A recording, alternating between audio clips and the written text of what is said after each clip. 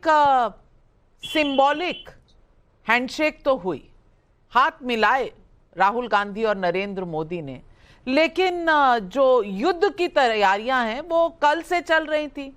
आपके पास नंबर थे नहीं, स्पीकर के चुनाव में आप उतर आए, आपने दलित कार्ड खेला के सुरेश का, पर मात्र बस एक दिखावे के लिए, क्योंकि वोट का डिवीजन भी नहीं मांगा। तो एक युद्ध वहां चला और एक युद्ध स्पीकर को वेलकम करते हुए, वो भी लड़ाई आपने हारनी थी। और जब स्पीकर के साथ आप अभिवादन कर रहे थे तब भी थोड़ा बहुत उसमें रंज था, कहीं ना कहीं सार्कास्म था। क्या इस देश में विपक्ष और सत्ता पक्ष एक साथ दो कदम भी नहीं चल सकते?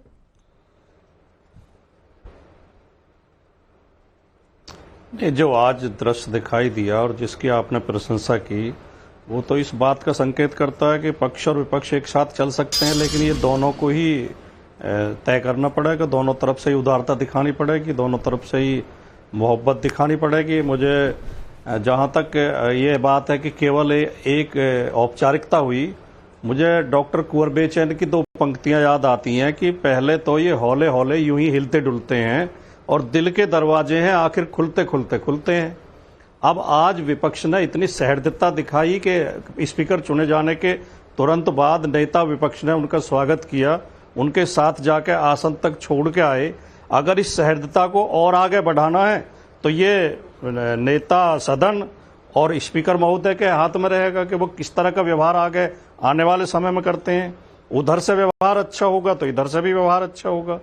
अखिलेश यादव जी ने अपने भाषण में दो तीन बहुत महत्वपूर्ण बातें, बहुत संक्षिप्त भाषण था जो बधाई संदेश था, लेकिन उसमें दो तीन बहुत महत्वपूर्ण बातें कही और वो हमें बहुत गौर से सुननी चाहिए, खासतौर से पूरे सदन को। कि अध्यक्ष महोदय, हम चाहते हैं कि सदन आपके इशारे पर चले, इसके विपरीत न हो। ये बहुत ही एक साहित्यिक व्यंजना में उन्होंने व्यंग्यात्मक तरीके से एक बहुत गंभीर बात कही और उन्होंने ये भी कहा कि जितना सम्मान आप सत्ता पक्ष का करें, हम उम्मीद करेंगे कि उतना सम्मान ही विपक्ष का भी करें। और हम ये भी उम्मीद करेंगे कि जो पहले होता रहा, जिस तरह सस्पेंड किया जाता रहा सांसदों को, बर्खास्त किया जाता रहा, वो ना दोहराया जाए, ऐसी अप्रिय घटनाएं ना हो। तो अच्छा संकेत तो है, इसमें कोई संदेह नहीं है। मैं भी लाइव देख रहा था उस समय टीवी पे, तो हमें सबको बहुत अच्छा लगा जब माननीय मोदी जी और अपने राहुल गांधी जी साथ जा रहे थे नए निर्वाचित अध्यक्ष जी के साथ।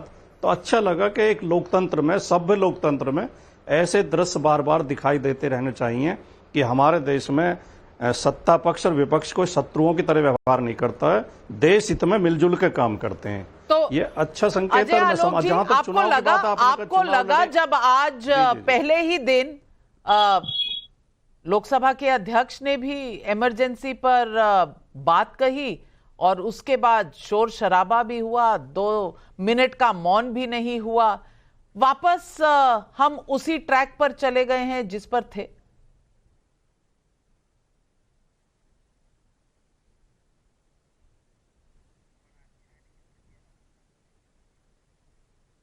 अजय आलोक जी, सवाल आपके लिए। मेरे लिए? जी जी। नमिका जी, देखिए, हम लोग उस पेज पे नहीं गए। आज 26 जून है, 50वां साल है इमरजेंसी का।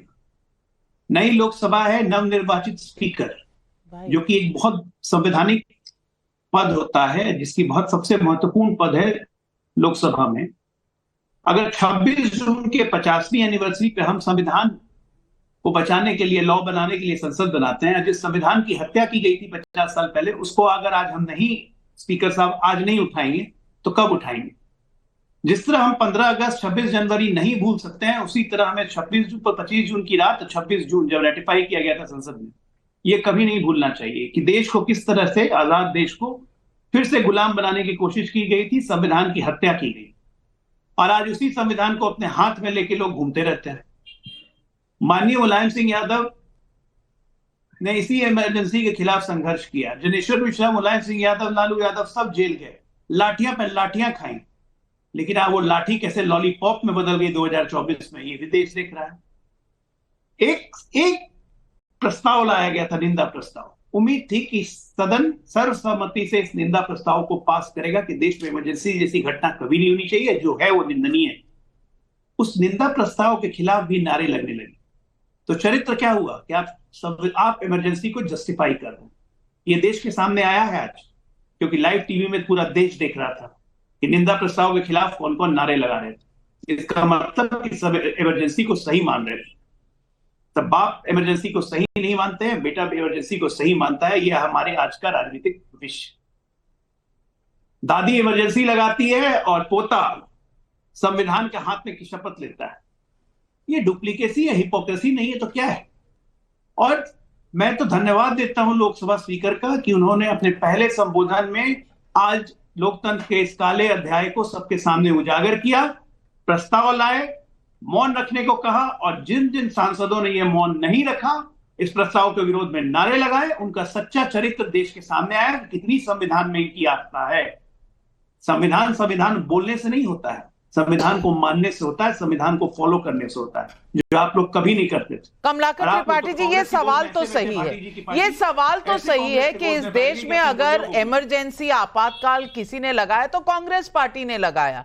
आज तमिलनाडु में जो हो रहा है, वहां 63 लोग मर गए हैं हूच की वजह से, वहां पर उठाकर फेंक दिया जाता है विपक्ष को।